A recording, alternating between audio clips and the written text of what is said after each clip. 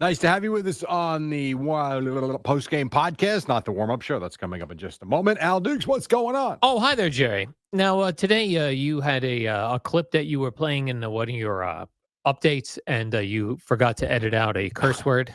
Yeah. So we watched as Eddie dove for the dump button. But it reminded me of, I think that working the dump button on Opie and Anthony was my favorite job I ever had. Really? Yeah. And because there was no prep for it. So more so than Boomer and Carton. Yeah, because that I actually had to do work for. Like, this was just legitimately show up. And listen to a radio program. Listen to a radio show, and if they did something bad, take it out. There was nothing you can do about it. Did you feel valuable, though? I did. Really? Because I would think that's a job anybody could do. Just listen for the dirty words. Well, the thing was in the Opie and Anthony case, it wasn't just looking for dirty words. It was looking for things that were too descriptive sexually. Oh, sure.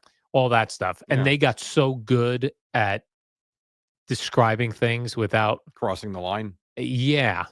That they just got so good at it. Did you sit there sometimes like, yeah, all the time? You'd be like, it's actually a stressful job. Yeah, because you'd have to, yes, it could get stressful. And the worst was, again, like I said, I wasn't part of this was like at WNEW before they got in trouble. Yeah. I was part of no meetings. They didn't tell me nothing. Right. You just showed up to work, did your job. And I was the enemy down the hall. Like, they did not like me. That sucks, though. Yeah, they didn't like me because I was taking the fun out of the show. And I'd sit back there in the room, and it would be the worst. It'd be like, they would just say like, "Oh, Tracy Morgan's coming in." I'm like, "Oh shit, Tracy Morgan," because that's a guy who I know knows none of the rules. Right. Opie and Anthony knew the rules, but they would have so many comedians in. Like, they'd be like, "Oh, Dr. Dirty, John Valby." That's a guy who sings piano songs, all filthy songs. Right. That guy's not. He's going to come in and sing filthy songs. He doesn't care about the rules. Right. And then by the time I got to K-Rock and did it, they were. What'd you do that for? I did that for Opie and Anthony when they came back. I always forget they came back and did that. So when they came back, they would actually, it was so bizarre, they would run stuff by me before the show. Yeah, well, because they had been fired, disappeared, and now it was their chance to be back. It was the producers. I didn't deal with Opie or Anthony. Oh, I didn't mean Opie and Anthony. The producers would come down and be like, "Hey, the guys really want to do this. What could they say? How could they say this?" And we would try to go around that way. But man, that was just a good old time for myself. Those were what years for you? That had to be 2000. The K-Rock was 2006, right before I came here. Right. NEW? NEW was 2002, 2003. Probably did it for them a year, probably not even. Year? And then no, you know what? It wasn't even that long, because the whole Sex for Sam thing happened, and I had just started on my own back there. Oh, really? Yeah, I had been being trained. Wow. But yeah, they were. That was stressful. So the one time when I was at K-Rock, I'm not going to say the word, but Anthony was using a certain word that was not on the list of bad words. Okay. Should have been, but it was not on the list. Okay. So he was doing a Family Feud bit where he was playing the Family Feud. And I was howling laughing. Mm-hmm. And I was in my little room with my dump button. And Tom Chiasano was in charge of K-Rock. He was the general manager. Oh. I was having a good old time for myself, laughing it up. He came in, and I guess I didn't pay attention because I had my back to him. He kicked my chair. Huh. He goes, "You're good with this?" I go, "That word is not." I need to know what this word is. I can't even say. It's a terrible word. That would be dumped immediately. No kidding. But it just wasn't. Yeah, I got you. It wasn't a curse word. It wasn't a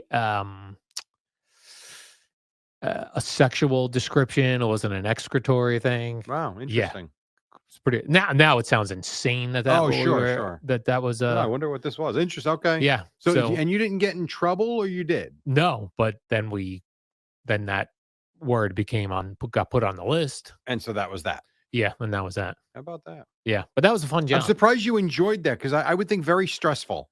It was at WNEW. It was stressful because if you dumped something, the audience would immediately call and tell them, "Oh, not even hearing this." Oh, so these And they guys go, didn't "What?" realize, and that's why they Yeah. hated you. And then they'd just be screaming.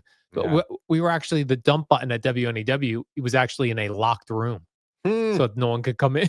I mean, this sounds like the Stern movie from back in the day, Yes. right? I mean, you think about how, what's the right word? It's not, nothing really crosses the line anymore. Yeah. Whereas, I mean, or push boundaries to really extreme levels like Stern did, Yeah. from by all accounts anyway. I was never around it, obviously. And it seems like that was Stern against the world. That's what this sounds like. Yeah. You were in that little room just hiding. Yeah, how about that? Yeah. And there'd be knocks at the door. You'd be like, Uh-oh. well, No one's home. they didn't want anyone coming in Yeah. And distracting you. right while the show's on the air. Well, even Bob, when he first started doing the dump button for Boomer and Carton, he was in their back office. Yeah. That was beyond Spitz's and Chernoff's office. That was, I mean, talk about a morning show. Could you give them a smaller office to share? Oh my Right. God. Wow. Yeah. And then I used to have to write up a sheet of what got dumped out of Sure. and why. I have to explain why. And that was to the boss or for Opie and Anthony? It was to the boss, and a copy went to them as Yeah. well, so that hopefully they would look at it and go, "Okay, we can't do this." But Got it. WNEW, Opie and Anthony had no rules. They were crazy. What was the heyday of NEW music wise? Would you say the 70s into the early 80s? I would say all the 80s. All of the I 80s? think all the 80s. So then it fell off when and then became talk? 'Cause I don't remember. Yeah, it was like I think it was probably 1998. Is when it became talk or started to fall off? No, so in like 1998, they were still doing music, and then they hired Opie and Anthony to do afternoons, and they were still playing music. Oh, I didn't know that. And then all they used to do was complain about how bad the music was and how they didn't want to hear the same songs over and over again. Sounds like someone I know that works at a sports station that hates sports. Yeah. And then little by little, They made it they a just talk kept show. talking. Very interesting. And then all the old rock jocks got very upset with them. Or some of Hmm. them did. I would think some of them actually liked Yeah, Opie yeah, and yeah, Anthony. yeah, I think yeah. Scott Muni liked Opie and Anthony. Oh, okay. Well, like Carol Miller did not Not like a fan. them. Yeah, she did not like them. Hmm. So yeah, it was interesting there. And then it I guess probably when alternative rock became very popular Mhm. and the classic rock wasn't so much. I don't know. I got here, I was gone, and when I returned in 2001, Oh, that's right. I forgot you it had left. changed already. Yeah. So I yeah. got here because it had changed. And That was the first format flip for me that was like eye opening. And again, I don't remember exactly the years. That's why I was asking you. But I mean, I was at that time in my 20s. And I do remember it's like one of those stations you think is going to be the same forever. And then when Stern announced he was leaving, and I was like, wow, I wonder what K Rock's going to be. I remember when they went from K Rock to talk, I was like, what? yeah, Like, where's my K Rock going? I was devastated. It's not the right word, but as a daily listener to it, and as someone that did enjoy the jocks, and they did it in a different way. Like for me, I remember NEW. The jocks would like tell stories in between the music. yeah, K Rock for me was the first station where they talked over the music right to the lyrics. And I thought it was the coolest thing that you had to be on point, you had to be concise, and you had to nail that post. And I thought they were, and I'm like, this is why they're in New York. Like these guys are phenomenal at this. And the Kane, the cabbies, the all these the sluggos and all the jocks we were talking about. It just was. I thought it was awesome. yeah. I don't know if they did this at K Rock back then, but a lot of the jocks, especially now, they'll record their Really? talking over the song in case they screw it up. They could go back and How record it. interesting. Oh, Yeah, I don't want to know that. yeah. I don't think they did that when I worked with Booker. Well, I He was did going to not say, do you that. and Booker didn't do that, He did did he? not do that. No. Okay. Good. That's what I want to hear. Yeah, that was an easy job too, working with That Booker. was fun though, right? Yeah, because it was music. Yeah. Occasionally, talking and then just seeing what weirdos were on the phone. Which sounds fun. Yeah, It sounds fun. and it was afternoons. Oh, I remember. I'd I leave my listened, house at I'm like telling 11 you, a.m. when I started working here in 1997, that's all I listened to was K Rock and Fan. That was it. And I remember, when Flagpole Sitta, Yeah, Harvey Danger. Danger. Yeah. Yeah. Remember when that song came out? Like I would hear that song every time driving into work. Like I loved that song when it came out. Eve 6, like all those bands. That's when I really got into it. And that station, if I wasn't listening to Fan, it was K-Rock. There was nothing else for me. It was amazing that that they went from classic rock, and then there was enough music in a brand new genre Yeah. of alternative It rock exploded. to create radio stations Yep. around the country. Yep. And And the then one in Los Angeles is still going strong. yeah, and a lot of the stations that had Howard on in the morning, and they did classic rock in the afternoon Right. all day, and then they switched that to alternative, Yeah. and then some of the stations were just talk stations. That's right. I forget 92.3 was classic rock up against 102.7, up against NEW. Yeah. Howard Stern all morning, Yeah. classic rock all day. Really I used to interesting. love that station. Yeah, no, I know. I hear you. Yeah, man. Long time ago now. Yeah, and I would put I would go K-Rock first, NEW second, PLJ third Okay. as my dial positions. Got it. And then FM 106.3 got very popular prior to, or it was popular, not explosive popular, but it had an Down audience south it was, yeah. prior to K-Rock being alternative, like Right. the really first wave of alternative music Yeah. was at that FM 106.3 with Matt Pinfield, who I hear is not doing very well. Oh, no, really? Yeah, like he suffered some sort of medical condition. That's not good.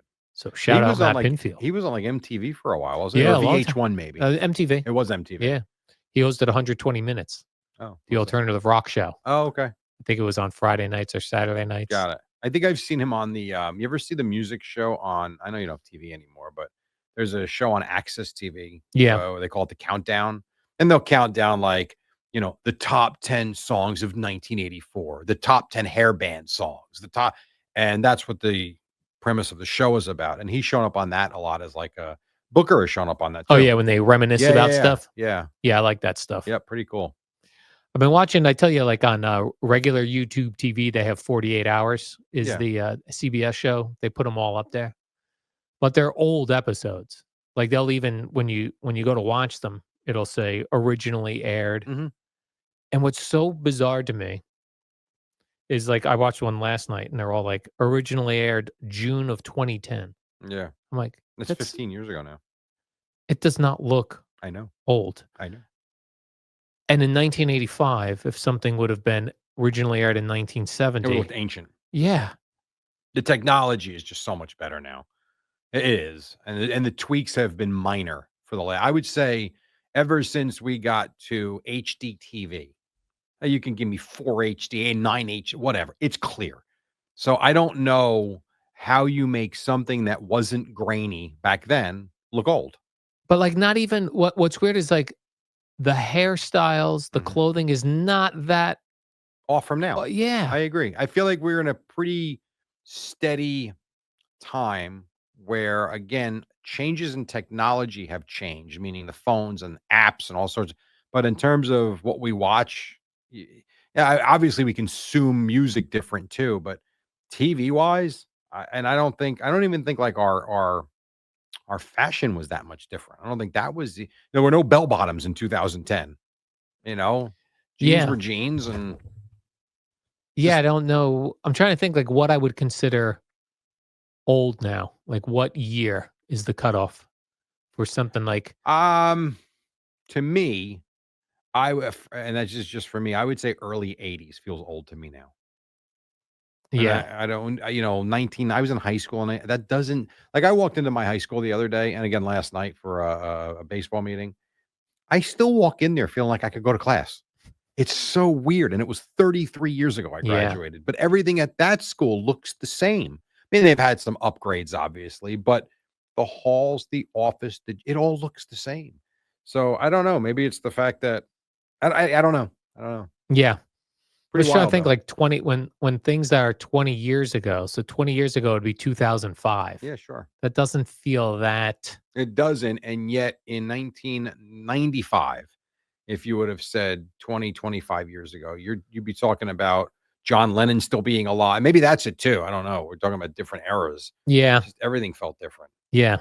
Very strange. Yeah. By the way, DirecTV, by the way, Jerry, they're putting out new packages, new streaming packages. Are they really? Where you don't have to buy the whole package. Interesting. They're having a sports package, which doesn't seem like it's worth it just because it's $70 for the sports package. and that seems like a lot. It could be though. Then there's one called an entertainment package. That's $35 Mhm. a month, and it has like HGTV, Yeah. A&E, TLC, no sports stations. Right. And then they have a news package if you want all the news channels. The problem with the entertainment package is there are other ways to get those channels. Yeah. And you don't have to pay anything, really. The Roku channel, I think Roku TV offers a lot of those on their platform. You don't got to pay for it. Well, not like HGTV. Think so. I don't think so. A&E, no, none of those. Those should be. Then what channel? Because you get about 100 channels on the Roku channel, on the Roku stream. Yeah. Yeah. Some of those channels have their own. So like their own version of them. Yeah, it might be like it might not be HGTV, but they may have licensed HTTV or HGTV House Hunters International that they show all day long. Oh, okay, maybe I don't know. That's what I see. I mean, there's plenty of free stuff. There's plenty. There's 100%. The thing for me, and it's the only reason I keep the DirecTV stream, is the sports. Yeah, that's it. So if you're telling me that I could get every sports thing I have right now, and I could cut $50 a month out, I would do it. Yeah, unfortunately, I looked at it before, and it's not. It's still missing like. It's the sports package. Yeah, the sports. If you just want the sports package, because the full DirecTV stream that I have for 100 and I think I pay $109 a month. I think it's $109.99 a month. I get there's nothing that I don't get. Yeah. So for example, on this one, I looked. There's no CBS. CBS Sports Network or CBS? Even CBS. No CBS or CBS Sports Networks. Okay. And there's no NBC. Well, NBC Sports Network doesn't exist now. Yeah. Now. Yeah. Which is not on there because it's not Peacock. Yeah, I don't. So again, it's like there's so many different choices. There's too many. And none of them have everything. No, right. None of them are except for my DirecTV stream. Right. Which is why I still have it. Yeah. And the fact that I can put it on, I think it's 8 different TVs at once. Yeah, that's to me good. Is very appealing. Yeah. Put it on your phone. You can stream it on your tablet. You can. It is. I do believe for what I use it for, it is 100% worth it.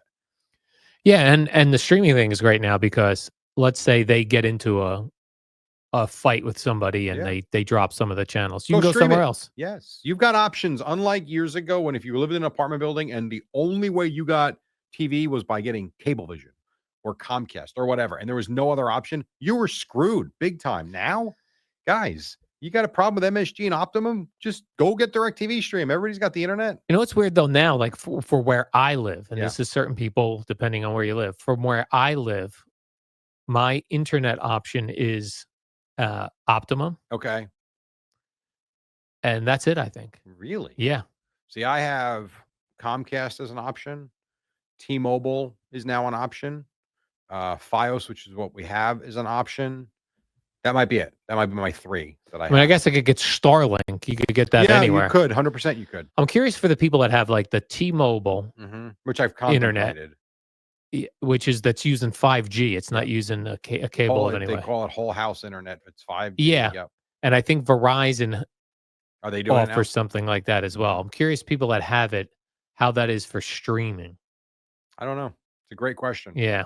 I do not know. But I mean, if you, I see, I want to go that route because it is significantly cheaper. Oh, by the way. And I don't love Fios. Like Fios is slow sometimes in my house and I pay a lot for it. Yeah. Like I get the top tier internet so that I don't have issues. And yet there are spots in my house. Like, come on. Like where even like in the basement, there are times I'll be watching TV down there and all of a sudden it's just gone. No connection. I mean, no connection. The router's right above me. Yeah. How could there be no connection? It's like part of me really wants to try the T-Mobile, but if I'm still going to do the cowboy job and I still work several Sundays out of my house, I need I still need that wired internet. Yeah, I've never, knock on wood, had a problem with my Optimum cable. Okay. I mean, my Optimum internet. Yeah. I know people always complain about it. And I'll even see on like the Bradley Beach Facebook page, my Optimum's up. I've not had that's good. Single problem. So even though it's probably, I'm sure it's more than the T-Mobile thing. Yeah. I don't want to mess. I don't want to mess with it because it's working. I don't blame you. I don't blame you. And to me, if you got something good, you're good. I think personally. Yeah. Like, they haven't given me a reason to start being like, "What is this T-Mobile all about?" Yeah. Other than price. Yes. Agreed. Price wise, it is significant. Yeah. But and I again, I would change because I'm not thrilled with the FiOS. Yeah. I don't have the luxury like you do of saying this has been fabulous for 4 years. No, it hasn't actually. Yeah. It has not been. I actually ordered Comcast once, and then I didn't realize they had to come. They'll do it, but they had to come dig. I'm like, Oh, you know yeah, what? that's the No thing. thanks. Right. No, I'm good. I'll pass. Digging stuff. Yeah. Do you remember when you very first got cable as a child? I remember having it. I don't remember the first days my parents got it. That I don't remember, but I do remember having it. Yeah, in 2 Yeah. rooms. No, 3 rooms. My parents had it in their room. We had a living room and the family room. That was it. That's pretty good, though. Yeah, it was. Yeah, I had a black and white TV in my room. Just 2, 4, 5, 7, 9, channel 3, 2 out of Philly. You could Really? get. There were several Cowboy games I would get on channel. I used to have to take it. So I'm not even kidding. You would put the antenna up and then you would wrap the aluminum foil around the antenna and it would be a long foil and you would stick it by the window. And I swear to God, channel 3, which was CBS in Philadelphia, would come in snowy, but 100% you could hear it and you could see it. And I would say 3, 4, 5 times a year, I would be able to see the Cowboy game on out of Philly when, the Giants were playing at Yeah. the same time. And that's what you got on CBS. Yeah, that's pretty cool. Yeah, I did. Yeah. Yeah, so even if you wanted to have cable in one of your other rooms, think about how much of a pain in the ass that was if you wanted to, It sure was. where now it's just like But even a like, streaming all right, device. but even think about the accessibility to anything we want to do. If you think about, and you talk about how long ago this was, before I started working here. So I'm talking 94, 95, 96. Do you know that if the Cowboys weren't on TV, I would listen to Ed Coleman and the NFL in action, just hoping for a Cowboy update like every 12 or 13 minutes? That was the only way to find out. They didn't scroll the scores on the screen yet. Maybe they did. They I don't might think have. they scrolled, but they would give you a halftime score, right? Yes. But it was like there was no phone. I remember I bought the sports score beeper. Did you ever get one of No. those? Around this time, I got frustrated and I got a beeper, but it wasn't a beeper like drug dealers have or girlfriend. It was a sports score beeper. And it was the coolest thing until my parents realized I bought it and I had to pay monthly for it. Oh, it was a monthly fee. Yeah, that was short-lived. I didn't want to pay it. Yeah, but I had it for I would say I maybe had it for about a year or so. That was cool. And then I would call sports phone before I worked there from time to time. What did that cost you? I believe, again, something my parents weren't thrilled about when they got the bill. I want to say it was like 99 cents a call, something like that. Yeah. And I wouldn't do it all the time, but there'd be times I'd be waiting for Ed. Come on, what's that? And I would dial up. I'd call sports phone for the Cowboy score. Probably could have just called the fan and someone would have told you. Maybe, but I never did that stuff. That reminds me too. I was watching one of these 48 hours things, and a guy's wife ends up drowning in the pool. They find out he's got a girlfriend, the husband. Oh, boy. So they look at his phone records. He was calling this woman who just lived down the block. Yeah. On the cell phone, and their cell phone bill was $600 because back then you paid by the minute. Oh my gosh. Wow. How did they ever change that? Well, he didn't. That's how he got. Oh, is that true? Found out. Yeah. But how did the phone companies go from charging us that much money to now it's just free? Al, I remember with my family in California, I remember we would call them, like we would trade. We would call one weekend, they would call the next weekend. And it was always, hey, you can talk to your grandfather. Let's not be too long because that long distance bill was a lot. I don't know. Now you can call China for nothing. Yeah. So I'm just like, how did the phone companies let that happen? I do not know. I don't know. Let me call Australia. It's free. Unlimited calling. I don't know. Because even growing up, both my grandparents, both sets of grandparents lived in Jersey City. Okay.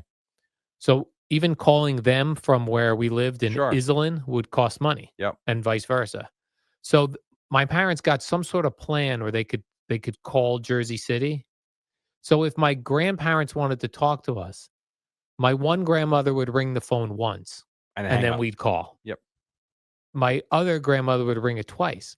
So growing up, our phone had to ring 3 times before we picked it up because we didn't know if it was a grandmother. That is pretty checking funny. in. How about that? Yeah.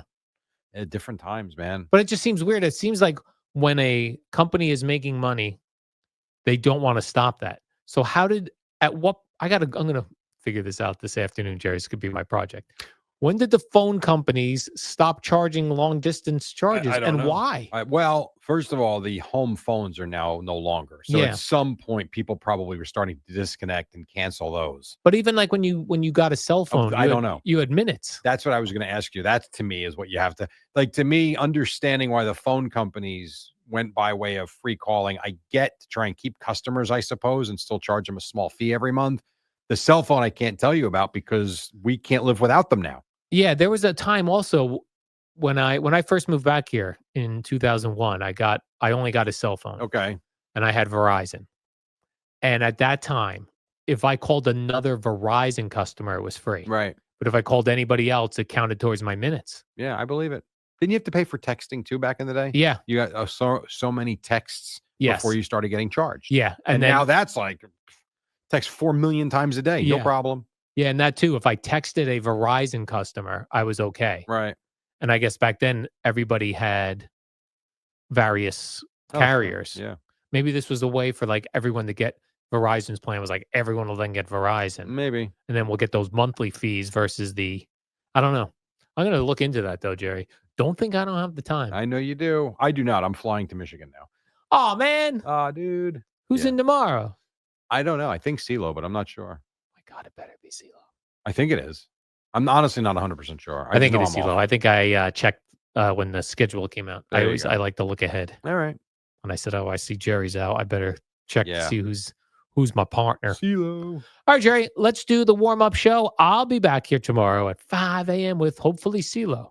And hopefully a Rutgers win. And hopefully a big Rutgers win. Would be a big one. So you're going to Michigan State or Michigan? Michigan. Yeah, Michigan State beat Maryland last night. So I was wondering, are they going to be on a roll? Yes. Okay. Good luck, Rutgers at Michigan, Jerry. Thank you very much. So